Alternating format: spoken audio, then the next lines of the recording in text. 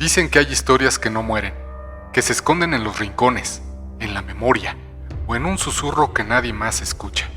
Bienvenidos a Legado de Ángela, un podcast donde las voces del pasado aún tienen algo que decir.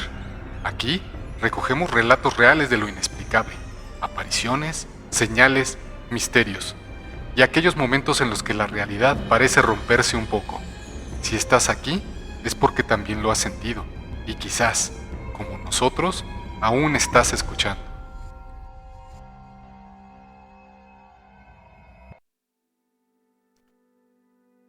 ¿Qué tal escuchas? El día de hoy vamos a hablar de otra de las habilidades mentales, por llamarlo así, que tenía Ángela. Ya hablamos de su habilidad para ver espíritus o fantasmas, apariciones.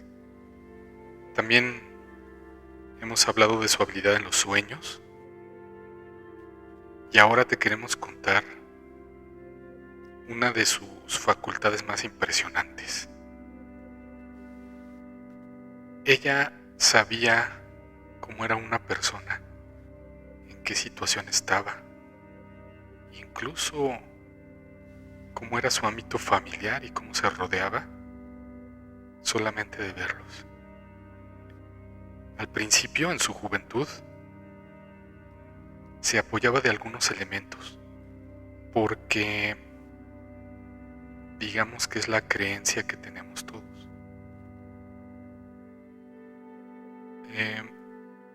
Les decía que fumaran un cigarro y tomaba el cigarro que fumaba la persona y en las cenizas de este empezaba a concentrarse y a decir: oye, tienes 2 hermanos, estás preocupado por tu mamá, tu situación es esta, etcétera, etcétera. Y la gente quedaba muy impresionada. Incluso una de sus primas bromeaba con esto y le decía: tú que me lees el cigarro y yo que te lo aviento.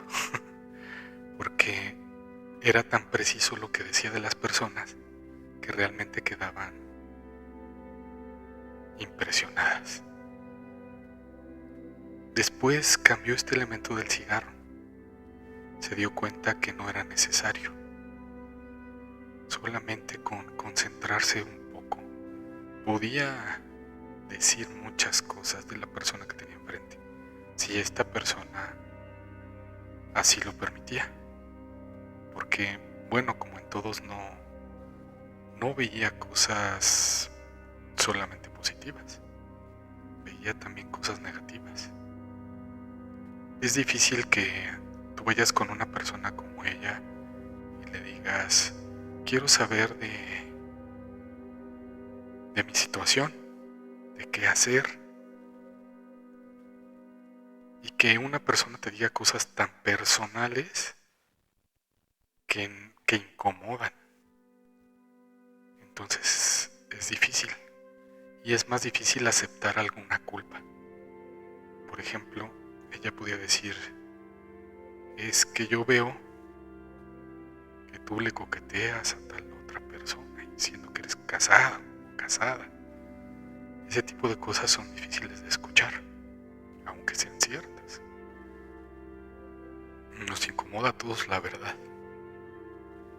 Pero bueno, después de esa temporada que ella leía el cigarro, se dio cuenta, por ejemplo, que si estudiaba el tarot, las cartas, podía decir muchas más cosas. Y después también se dio cuenta de que aquello solo era un medio que tampoco necesitaba.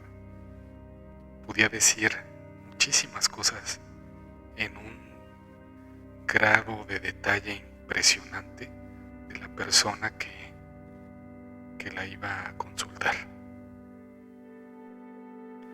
Y en esta búsqueda, todo ese tiempo en el que dejó de leer el cigarro, comenzó a estudiar el tarot, pues también buscó a distintos grupos que le enseñaran cosas ocultas. Aquí voy a hacer un paréntesis porque el ocultismo como tal, la ciencia lo ha designado como parapsicología, poderes de la mente, y en algunos grupos no lo mencionan así, lo mencionan como eres medium, tienes la facultad, puedes ver, puedes generar, le dicen de varias formas distintas. La historia que te voy a contar tiene que ver con su capacidad de ella de ver, de sentir, de percibir las mentes de otras personas. Tenía yo aproximadamente 11 años de edad y me enfermé. Yo siempre fui muy enfermizo. Esa vez también fue de algo respiratorio porque padecí muchas cosas respiratorias durante mi niñez y mi juventud. Estaba yo con Ángela y tenía ella la cita con un grupo de masones. Y me dijo, ven hijo, acompáñame, vamos, los vemos y de ahí pasamos a atenderte. Que cabe mencionar que la curación a ella también se le daba. También tenía la facultad de mejorar el cuerpo a través de la energía de las manos, y que esto también en muchas religiones y en muchas creencias lo denominan de otra forma. Sin embargo, buscaba respuestas en ese momento con un grupo masónico. Yo recuerdo perfectamente porque pues yo iba con ella. Bien, entonces había un salón donde había aproximadamente unas 11 personas y un dirigente que era el masón de alto grado. Los masones tienen grados de acuerdo a su conocimiento. Bien, entonces este masón la invita, asisto yo con ella y él les dice, vamos a hacer un ejercicio de Reiki. ¿Estás de acuerdo, Ángela? Vamos a curar a tu hijo. Y Ángela dice, sí, está bien, pues muchas gracias. El Reiki es una disciplina a través de la cual se canaliza la energía corporal para curar a las personas, limpiarlas, sanarlas de su mente. Tiene varios fines y se hace con una disciplina. Lo que aprendí de Ángela es que si las cosas o este tipo de cosas no se hacen con disciplina, no funcionan como deben de ser. Bien, entonces yo me puse al centro de la sala, me sentaron en una silla. Los demás masones eran hombres y mujeres. Estuvieron a mi alrededor y el dirigente comenzó a dirigir la sesión. Comenzó primero pidiéndoles que bajaran su frecuencia, respiraran de cierta forma. Les pidió que clarificaran su mente y les empezó a solicitar que pensaran en mi sanación. Empezó a describir mi cuerpo, empezó a describir mi problema y les pidió a todos los presentes que enfocaran su energía a que ese problema se fuera. Digamos que era una sesión masona muy privada a la que tuvimos acceso. Después tuvimos acceso a muchas más, pero en especial esta pues la recuerdo porque digamos que en algún momento era yo el protagonista. Después de toda esta dinámica, que duró aproximadamente 40 minutos, dijo que terminara la sesión hacían otro tipo de respiración. Y se refirió a Ángela diciendo, no, pues tu niño ya está curado, ya está bien. Te lo puedes llevar. Y Ángela se rió un poco. Y me preguntó, ¿cómo te sientes? ¿Se te quitó lo que tienes? Yo era un niño realmente y contesté no, porque realmente me sentía igual, si no es que un poco peor, porque había pasado pues, 1 hora y yo seguía con mis malestares. Soy alérgico y tengo problemas respiratorios como el asma y algunos otros, de los cuales pues ya me he controlado. Y Ángela me preguntó que cómo me sentía, que si ya se me había pasado el malestar, que si ya podía respirar bien. Y yo le dije que no había cambiado nada.